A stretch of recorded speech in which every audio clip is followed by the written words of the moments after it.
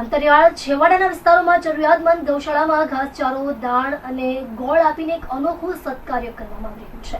રવિવારે સુરતના Katargam community hall ખાતે શ્રી શામળાજી ભગવાન યુવા ટ્રસ્ટ સુરત દ્વારા 5મા સ્નેહ મિલન કાર્યક્રમનું આયોજન કરવામાં આવ્યું હતું। આ કાર્યક્રમ ટ્રસ્ટ દ્વારા વિવિધ સેવાકીય પ્રવૃત્તિઓને ઉજાગર કરવામાં આવી હતી, જેમાં ખાસ કરીને અંતરિયાળ વિસ્તારોમાં જરૂરિયાતમંદ ગૌશાળાઓને ઘાસચારો મોકલવાના સત્કાર્યની નોંધ લેવામાં આવી હતી।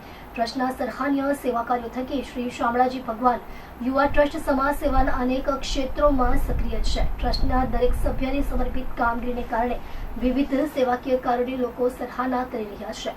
આ પ્રસંગે ગૌ માતા બચાવો અભિયાનના ગૌ ભક્ત વસંતભાઈ દેસાઈએ જણાવ્યું હતું કે આ ગ્રુપના સંબંધિત મિત્ર વર્તુળમાં કોઈને પણ ત્યાં જન્મદિવસની ઉજવણી હોય છે કે કોઈ ધાર્મિક કાર્યક્રમ હોય તો તેઓએ ખુશાલી રૂપે તેમની પાસેથી ફૂલ નહીં તો ફૂલની પાંખડી રૂપે દાન એકત્રિત કરી આ દાનનો સદુપયોગ ઉપર મુજબના સત્કાર્યોમાં કરવામાં આવે।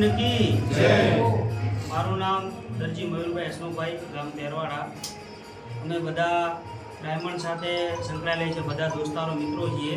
બધા લોકો સાથે મળીને શ્રી શામળાજી ભગવાન યુવા ટ્રસ્ટ ગ્રુપની શરૂઆત કરી છે અને અમારો એક એવો ધ્યેય હતો કે રાત્રે રોજ બેસીએ છીએ તો અમારો ટાઈમ ક્યાંક એવી જગ્યાએ વપરાય કે જેનાથી અમને તો ઠીક પણ અમારી આવનાર પેઢીને પુણ્ય મળે, એ માટે અમે લોકોએ એક આ ગૌશાળાનું એક ટ્રસ્ટની શરૂઆત કરી છે। અને આ ટ્રસ્ટની અંદર અમે લોકો ફક્ત એવું નથી કે ખાલી ફાળો ઉઘરાવવા માટે જ કરીએ છીએ। અમારો એક ધ્યેય એવું છે, અમારે સેવા આપવી છે। અમે જે રાત્રે બેસીને ટાઈમ બગાડતા હતા એવું નથી કરવું, અમારે સેવા આપવી છે। દાન આપવાવાળા તો દુનિયાભરના માણસો મળશે આપણને, પણ એ દાનને આપણે ક્યાં વાપરીએ છીએ, એ કેવી સેવામાં વપરાય છે, એના માટે કરીને અમે ટ્રસ્ટની શરૂઆત કરી છે। ભાઈશ્રીએ કીધું કે ગંગા સ્વરૂપ બહેનોને કીટ આપવી, એ કેવી જગ્યાએ આપવી, કઈ રીતના આપવી, એ બધું અમે લોકો સારી રીતે સર્વે કરીએ છીએ। ગુજરાતની કોઈ પણ ગૌશાળાની અંદર ચારની જરૂર પડે તો બધા મિત્રો, એવું નથી કે ત્યાં કોઈ જગ્યા પર પૈસા આપી દઈએ, અમારા ગ્રુપમાંથી કોઈ પણ મિત્ર ત્યાં રૂબરૂ જાય છે, ત્યાંનું સર્વે કરે છે અને ત્યાં આગળ ચાર આપે છે। અને તમામ મારા જેટલા કમિટી મેમ્બરો છે કે ગૌશાળાની અંદર આ ટ્રસ્ટમાં જોડાયેલા મિત્રો છે, બધા લોકોનો ખૂબ સારો સાથ સહકાર છે। અને ભવિષ્યમાં અમે લોકો એને બધા મિત્રો ભેગા મળીને આ ટ્રસ્ટનું વધારે મોટું નામ થાય અને વધારેમાં વધારે આખા ગુજરાત, અમારી ઈચ્છા તો એવી છે કે ઓલ ઇન્ડિયામાં અમે સેવા આપી શકીએ, પણ આખા ગુજરાતમાં સેવા આપશું એવું કાર્ય અમે કરશું। બોલો શ્રી શામળાજી ભગવાન કી જય। સાહેબ, શું નામ આપનું, શુભ નામ જણાવશો? નામ છે વસંતભાઈ દેસાઈ। અને ઓકે, આજના આ કાર્યક્રમ વિશે આપ શું કહેવા માગો છો? આ કાર્યક્રમ કઈ બાબતમાં, શેના લીધે અને શું અનુલક્ષીને આ કાર્યક્રમ યોજવામાં આવ્યો છે? આ કાર્યક્રમ સુરતમાં અલગ અલગ વિસ્તારમાંથી પ્રવાસી મિત્રો હોય છે, એ મિત્રો દ્વારા કોઈ પણ જન્મદિવસ હોય, કોઈ પણ પ્રસંગ હોય, એમાં ગૌદાન એકત્ર કરવામાં આવે છે। અને જે પણ જન્મદિવસ અને કોઈ પણ રીતે જે એકત્ર કરેલું દાન અલગ અલગ વિસ્તારમાં જે જરૂરિયાતમંદવાળી ગૌશાળાઓ છે, જે વિધવા બહેનો છે, અથવા કોઈ પણ હોસ્પિટલની અંદર કોઈ પણ બીમાર વ્યક્તિ છે, એવા વ્યક્તિઓને મદદરૂપ થવાનું કાર્ય કરવામાં આવે છે। અગાઉ પણ આવા કાર્યક્રમો કરેલા છે? અગાઉ 4 થી 5 વર્ષથી આ કાર્યક્રમ ચાલે છે। આજે 5મા સ્નેહ મિલન કાર્યક્રમમાં શ્રી શામળાજી ભગવાન યુવા ટ્રસ્ટ ગ્રુપ સુરત તરફથી આજે કાર્યક્રમ રાખવામાં આવ્યો છે। અચ્છા, આ કાર્યક્રમ થકી આજના યુવાનોને, આજના વડીલોને આપ શું સંદેશ કહેવા માગો છો?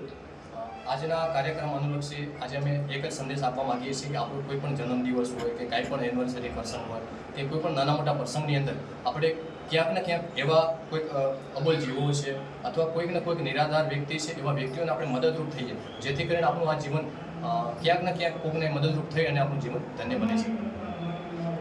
આપને કંઈ કહેવું છે? શું નામ સાહેબ આપનું? મારું નામ છે રાજુ રબારી, મારું ગામ ખિંમત છે, ધાનેરા તાલુકો। અહીંયા સુરતમાં 15-20 વર્ષથી હું ડાયમંડના વ્યવસાય સાથે સંકળાયેલો છું। છેલ્લા આ 5મો સ્નેહ મિલન શામળાજી ભગવાન યુવા ટ્રસ્ટનો 5મો સ્નેહ મિલન છે। સતત અમારી હાજરી કાયમ સેવક તરીકે હોય છે। આ ટ્રસ્ટનું કામ જે પણ ફાળો એકત્ર થાય છે એને આંતરિયાળ વિસ્તારમાં જ્યાં ખરેખર ઘાસચારાની જરૂર છે, એ જરૂરિયાતમંદ જે ગૌશાળાઓ હોય એનો સર્વે કરી અને તમામ ગૌશાળાઓમાં બનાસકાંઠાથી વાવ સુઈગામ સુધી, સરહદ સુધીની જે પણ ગૌશાળાઓ છે એમાં સર્વે કરીને ઘાસચારો આપવામાં આવે છે। પ્લસ બીજું, વિધવા જે ગંગા સ્વરૂપ બહેનો છે એમને કીટ વિતરણ આપવામાં આવે છે। ધાબળા વિતરણ જે શિયાળામાં હોય છે, પછી એના પછીનું અત્યારે હાલ હજી 1 મહિના પહેલાં અમે બ્લડ ડોનેશન કેમ્પનું આયોજન કરેલું હતું ગ્રુપ વતી, તમામ કમિટીના તમામ સભ્યો વતી. આમાં પહેલી વારમાં 102 બોટલ બ્લડ ડોનેટ આવ્યું. હવે નેક્સ્ટ જે ટાર્ગેટ છે, બીજા વર્ષે પણ બ્લડ ડોનેશન કરશું દર વર્ષે, અને નેક્સ્ટ ટાર્ગેટ 251નો છે. 251નો છે ને ભાઈ? એ 251નો ટાર્ગેટ પૂરો કરશું અને લોક સેવાના કાર્યોમાં હંમેશા તમામ ગ્રુપ જોડાયેલું રહે, માનવ કલ્યાણના કાર્યોમાં જોડાયેલું. ભગવાને આપણને મનુષ્ય અવતાર આપ્યો છે, તો ભગવાનનું પણ જે આપણને ધરતી ઉપર મૂક્યા છે, તો એના જે પણ માનવ સેવાના કાર્યો એમાં સતત આપણે જોડાયેલા રહીએ એવી આપ સૌ મિત્રોને અને તમામ આજના પ્રોગ્રામ વતી પણ હું તમામ સેવકો જે પણ જોઈ રહ્યા છે તમામને સંદેશ આપું છું. કબૂતરને ચણ હોય, જે કીટ વિતરણ હોય, બીજું કંઈ કામ હોય, અબોલ જીવોની જે પણ સેવા હોય એ સેવામાં આપણે સતત જોડાયેલા રહેવું જોઈએ. ભગવાન તમામની મનોકામના પૂર્ણ કરે છે એ આશય સાથે આ સેવામાં સૌ જોડાયેલા રહીએ છીએ.